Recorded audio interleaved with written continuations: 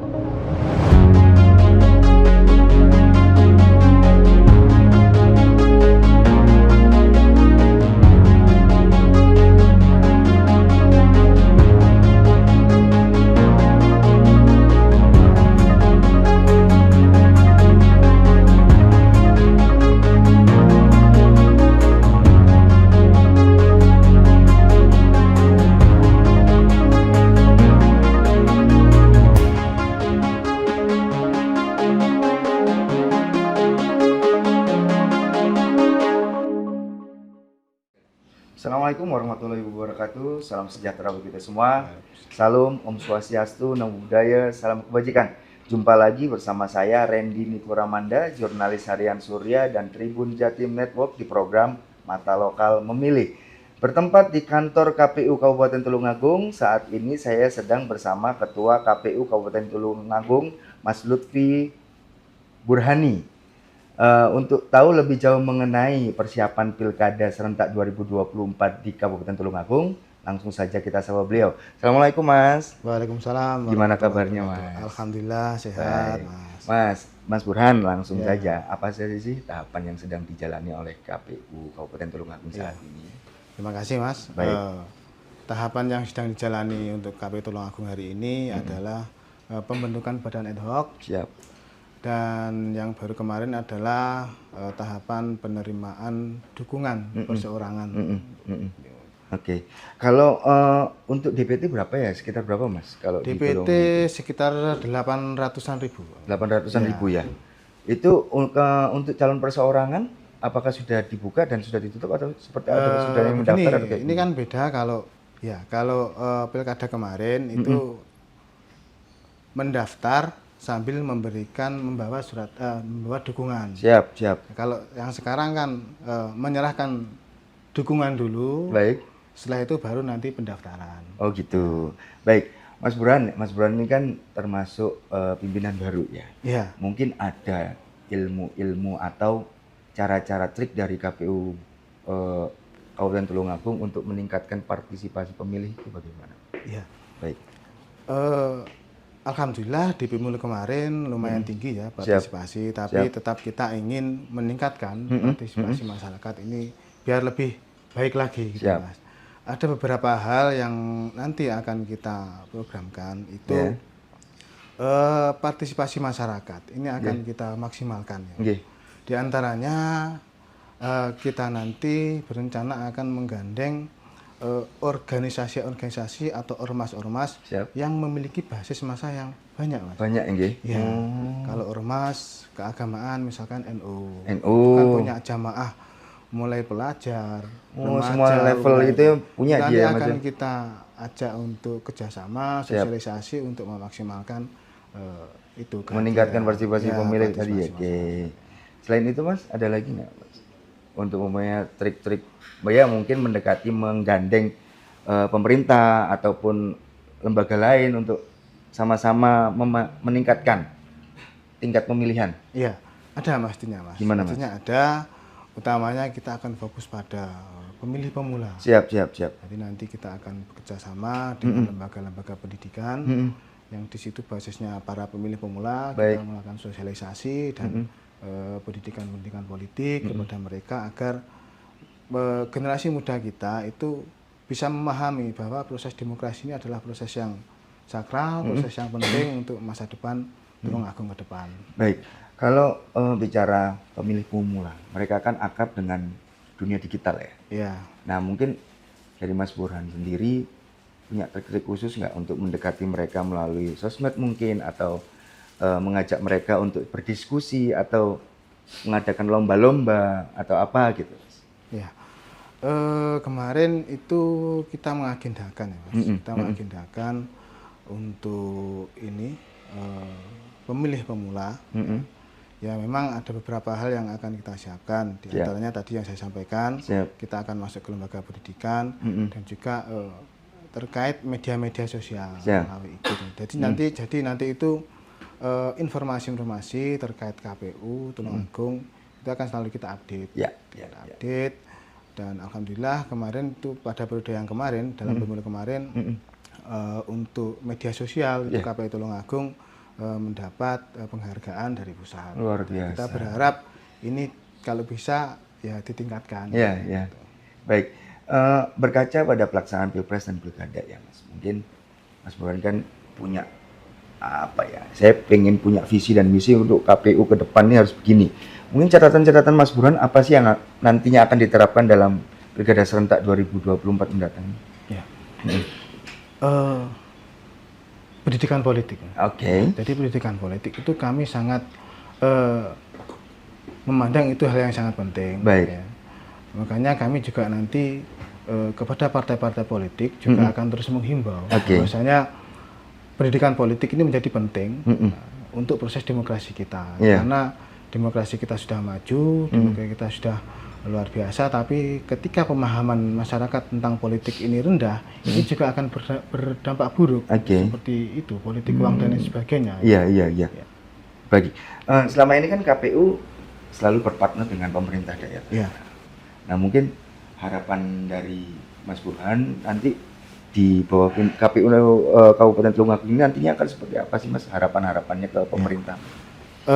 Alhamdulillah ya, untuk di awal ini dari pemerintah daerah Kabupaten Tulungagung sudah memberikan dukungan terkait untuk pilkada ini, yaitu terkait pendanaan. Jadi dana hibah ini kita alhamdulillah disupport dan semua sudah masuk ke kita, tinggal menunggu proses untuk bisa digunakan.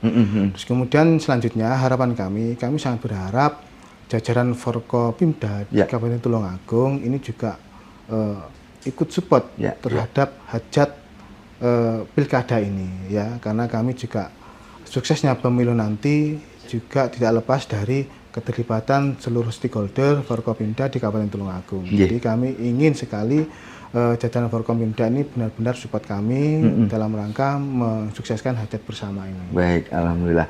Bang, biasanya kalau dalam pelaksanaan kontestasi 5 tahunan pemilu itu kan selalu kita temui netralitas, baik itu di pihak penyelenggara, dugaan-dugaan ya dari pihak penyelenggara maupun dari ASN. Nah, kalau Mas Burhan sendiri melihatnya netralitas seperti apa sih, atau trik kedepannya akan seperti apa, Mas Burhan sendiri? Terkait netralitas, memang setiap warga negara itu punya hak untuk memilih, punya hak untuk memilih. Betul. Akan tetapi di dalam aturan kita memang ketika ASN penyelenggara ini ya ada larangan ya untuk melakukan proses istilahnya untuk kampanye atau mempengaruhi seseorang untuk memilih. Akan tetapi pada prinsipnya semua itu punya hak untuk memilih. Nah, kalau kita berkaca ya ini baru kasakusuk ya. Kalau di Kabupaten Tulungagung kan nantinya banyak kepala desa yang akan mendaftar. Nantinya ini masih kasakusuk. Dalam proses administrasinya nanti kalau kemudian ditemukan dugaan ijazah palsu, apa yang akan dilakukan oleh KPU Kabupaten Tulungagung? Yang pasti ketika nanti kita ada dugaan ijazah palsu, maka langkah kita ya kita akan melakukan verifikasi kepada lembaga terkait secara langsung. Jadi kita akan mengirim surat, terus kemudian untuk datang ke lembaga tersebut, kita melihat data seperti apa untuk verifikasi itu. Kalau kepala desa itu kan biasa beberapa ada yang ASN ya, mereka harus mengundurkan diri atau kayak gimana sih Mas syaratnya? Ya, untuk mendaftar mereka harus ada surat pengunduran diri. Tapi kalau sudah ditetapkan itu harus benar-benar sudah benar-benar clear mengundurkan diri ya. Kalau kemudian ada cantel masih nyantel kan, administrasi kan lama ya. Kamu nyantel masih dia berstatus PNS, kemudian dia terpilih itu kayak apa? Gugur atau kayak gimana Mas? Nah, sesuai aturan kan juga jelas Mas. Jadi ketika sudah ditetapkan, dia sudah surat pengunduran diri itu keputusan pengunduran diri harus sudah ada. Oh gitu. Kalau belum ada berarti ya bagaimana kan? Berarti gugur di administrasi awal sebenarnya Mas ya. Baik. Kalau perihal soal kesadaran politik masyarakat di Kabupaten Tulungagung, KPU sendiri melihatnya seperti apa sih Mas? Kesadaran berpolitik. Apakah sudah ideal atau kurang atau sudah cukup lah untuk kayak gimana? Begini. Siap. Kami menilai bahwasannya dari proses pemilu kemarin ya, betul. Mas. Pemilu kemarin itu memang tingkat kehadiran tinggi. Akan tetapi kalau kita mendengar kasak kusuk dari para kontestan, para caleg itu kan mereka itu guyonannya di warung kopi. Iya, guyonannya gimana? Itu pemilu 2024 ini adalah pemilu yang paling brutal. Brutal ya. Brutal dengan kos yang sangat tinggi, kemudian pola atau sikap masyarakat yang kabeh ditompol. Itu sebenarnya bagi saya secara pribadi dan kami KPU ini adalah hal yang buruk. Buruk ya. Karena ini nanti sangat berdampak terhadap ya sistemik lah Mas. Karena untuk menjadi seorang anggota dewan harus berapa miliar. Nah ini kan juga menjadi masalah juga. Kemudian di sisi lain masyarakat itu memilih hanya berdasarkan pada itu amplop dan tidak berdasarkan visi misi dan lain sebagainya. Nah ini kan artinya ini sebenarnya demokrasi kita ini sedang tidak baik-baik saja. Tidak baik-baik saja. Sedang tidak baik-baik saja. Dengan pola atau sikap dari para pemilih yang hanya berdasarkan itu saja, material saja, tidak berdasarkan visi misi, latar belakang, rekam jejak. Nah ini artinya ini masyarakat ini masih salah, cara memilih pemimpin ini masih salah. Baik. Ya artinya yang akan dilakukan oleh KPU adalah pendidikan politik ke masyarakat nantinya. Pendidikan politik ya. Sama kita yang menekan kepada peserta untuk ya, karena kalau kita berbicara demokrasi itu ya partai politik Mas. Ya.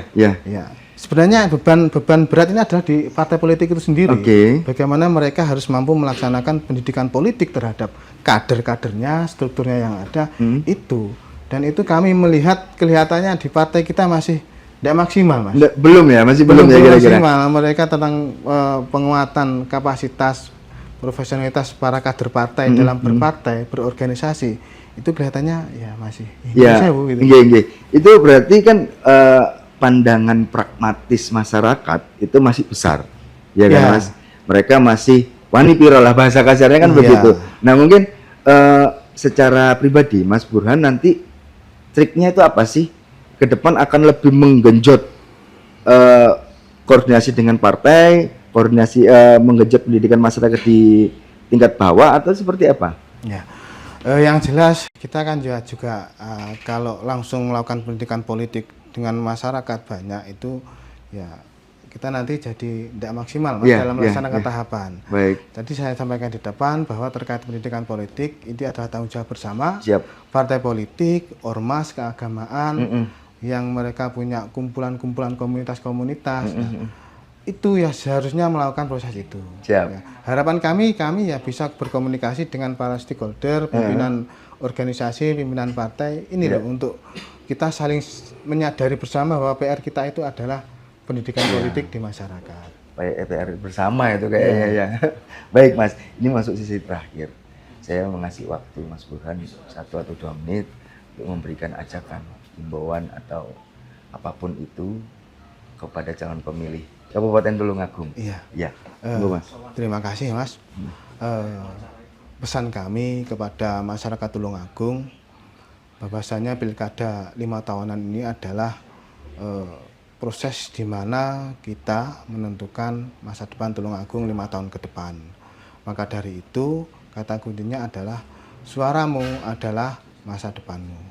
Artinya kepada masyarakat Tulungagung kami berharap nanti ketika datang ke TPS, ayolah kita benar-benar memilih calon pemimpin itu benar-benar berdasarkan visi misi yang itu menjadikan nilai positif atau nilai lebih yang menjadikan alasan untuk masyarakat Tulungagung memilih calon pemimpin.